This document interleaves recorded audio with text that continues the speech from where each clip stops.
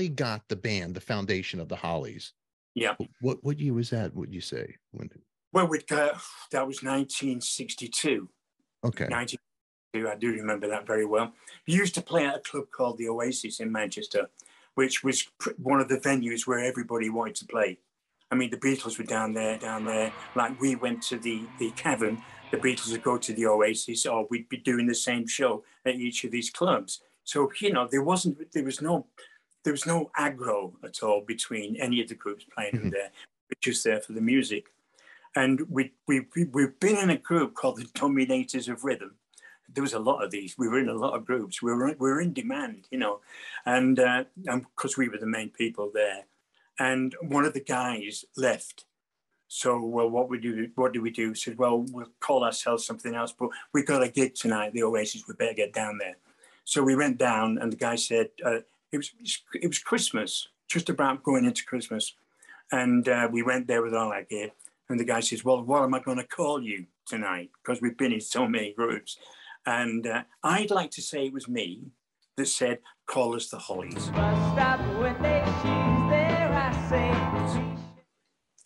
Whether that was subconscious because of Buddy Holly, and I'm sure it was, you know, only for tonight anyway.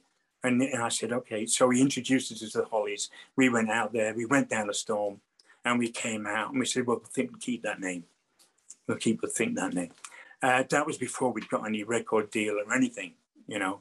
And it was only till 63 that those four guys came along called the Beatles, that, you know, just the world. Well, they came in, and all of a sudden there was a new era of music born, which was going in Liverpool and was going in Manchester. And what it was raw. You know, there wasn't any Benson echo sounds on the guitars. It was just absolutely getting into it, you know. Because of the stuff that was coming across from America, all the blues records, you know, and all that, you can really get you. Twist and Shout, one of them, you know, which they did every night. I mean, it really killed John Lennon's, you know. Yeah. Everybody was doing that, and they got their deal. And everybody, all the other producers in London with the record labels wanted their Beatles.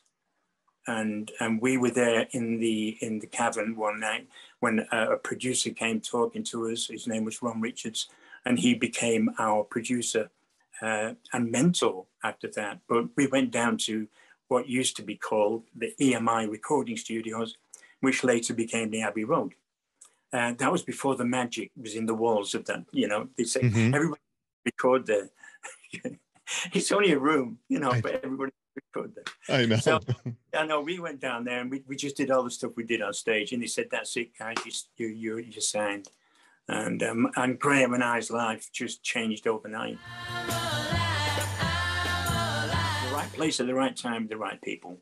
A lot of great songs too. A lot of great songs that you did, and even the song "Carrie Ann." When there's an actress that named her daughter. There's a mother who named her famous daughter Carrie Ann Moss, I think it is, after the song. Hey, Carrie Ann, what's your game? There's a few around. There's a few Carrie Anns, and it's pretty funny. Now that song, is that written about Marion Faithfull? Is there a story about this? What happened with that? I think we were doing a show, and I think it was with Tom Jones, and I went to the restaurant, and I came back walking towards the dressing room, and I heard this song, and it was called Tambourine Man. Hey, Mr. Tambourine Man. All that sort of thing, and I thought to myself, that sounds good. I better get in there quick, or else I'm going to miss this song. So I got in there, and Graham and Tony, I got it almost finished, and I said, "Oh no!" I said, "There's a great middle eight here. I'll put this middle eight in. It's, you know, you're so like a woman to me. You're so like a woman to me." Blah, blah, blah, which I think lifted the song actually. He said, "Oh yeah, that's great." So if I hadn't have been walking down that corridor if I'd been the wrong time, my name wouldn't have gone on that song. So what the song about wasn't my idea. I just got the middle eight. You know, you just got the middle part. That's fun. That is funny. Funny story. That happens a lot in writing. Yeah, you know, I remember being in a place called Stoke-on-Trent, and we were in the same dressing room as the Beatles, And we were seeing out past contracts that we'd made before we became famous. You know, so you were getting like 10 pounds a night.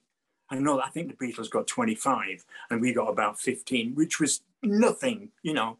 Before we got famous, that would be a lot of money. You'd be walking home with £5 in your pocket. Yeah. But they were sort of playing around with the guitars, and I think they were trying to write something. And we said, "What are you doing?" I had to, because they were there, sat next to us. He said, "Oh, we're just trying a bit of writing." We said, "Oh, well, we'll join in." You know, so Graham and I didn't do a hell of a lot, because I'm sure the two guys had got the song more or less finished, but they were stuck on a particular thing. And so Graham and I went, "Well, misery." And he said, "Oh, yeah." And they went, "Oh, well, thanks." And we partied. And that was Misery, which was one of their very big, "The world is treating me bad, misery." Yeah. Check. I've not got the check yet. So it just did things for love. Was there a rivalry thing down the road? Was you guys buddies with each other? No, not at all. Yeah. I mean, we get on quite well. I think that John could be a bit wicked in his sense of humor is like acid. You know, it's really ding, and he's funny, but you've got to take being funny. If you take it the other way, the dry sense of humor, sarcastic, right? But, you know, but they went so big, you know, that we used to meet in the studios, passing each other. I mean, and it has been, a couple of times, Paul came down. He said, "Can you come upstairs for 15, 20 minutes, Al? We need to use you on this this particular thing." And I said, "Well, yeah, okay." And I'd go upstairs, I'd be there, you know, with Linda and him. And he said, "Okay, I want you to do this harmony on here with me." And you know, I'd do my bit, you know. He said, "Oh, thank you very much." Now, that was the Back to the Egg album. Now, when it was released, I lived in Hampstead, and there was one evening when a huge chauffeur-driven car pulled up with just the chauffeur in, knocked on the door. I opened the door, and he gave me a package. And he said, "This is from Paul and Linda." I said, "Okay." And when I went in, I opened it, and it was a gold bracelet with "Back to the Egg" written on it. And everybody who was on that album got one each, you know? And I lost mine. You don't do things like that. But yeah, one night it was on my wrist.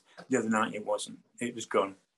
But, you know, it's one of those things. But no, you used to do things for each other, by helping. I know where it went, actually, in the end, but I couldn't go all the way back to where I was playing, like 200 miles away, because somebody's picked it up somewhere. Somebody has that bracelet. Wow, man, what a story. That was Mr. Allan Clarke. And if you want to see more of this episode, unedited, uncut, please check out our all access VIP backstage pass in Patreon.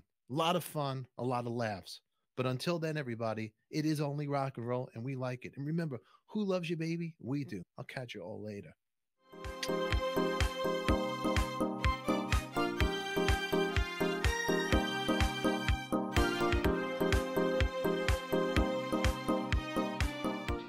A friend of mine covered one of your songs, and you might know him.